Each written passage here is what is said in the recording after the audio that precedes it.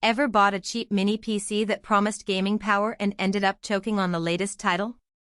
I've been there, and the regret of spending a few bucks on a box that can't keep up is surprisingly common. Link is in the description if you want to check the product details on Amazon. When you start looking at a miniature machine that actually throws a 14th Gen i9 and an RTX 5060 Ti into a 220mm box, the first question is always, will this fit on my desk without turning my room into a sauna? That's the hesitation I felt too. Most compact rigs I've tried either overheated or forced me to downgrade my graphics settings. The msecore Mini Desktop tries to solve that by pairing a high-end CPU with a relatively new DDR5 GPU, and by giving you 4 display outputs, but the reality of how that hardware behaves in a cramped chassis is worth unpacking before you hand over your money. Let's start with the core of the machine, the Intel Core i9-14900F. On paper it's a 24-core monster, and in everyday use it feels more like a turbocharged workstation than a tiny gaming box.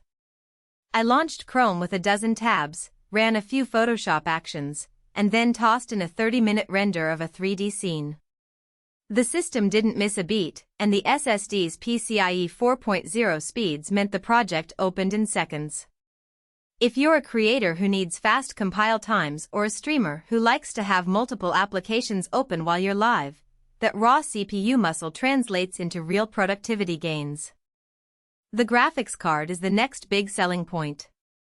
The RTX 5060 Ti with 8GB of GDDR5 is a step up from the older 3060 class cards you usually find in mini PCs.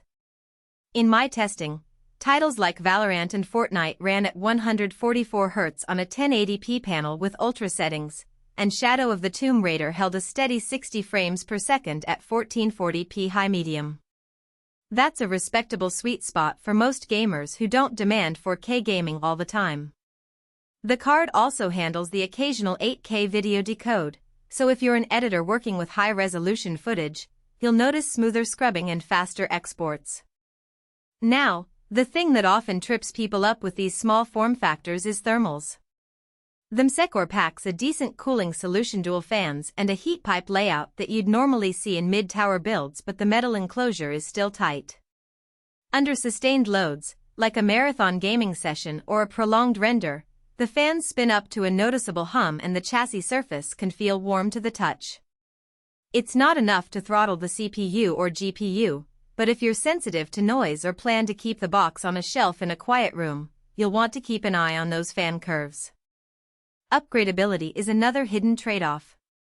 The spec sheet boasts 32GB of DDR5 RAM and a 1TB PCIe 4.0 SSD, which is plenty for most users right now. However, the Mini's interior only has room for one M.2 drive and 2 RAM sticks. If you ever need more storage, you're stuck swapping the existing SSD rather than adding a second one. The same goes for the GPU. Unlike a full-size desktop, you can't drop in a higher-tier RTX card later.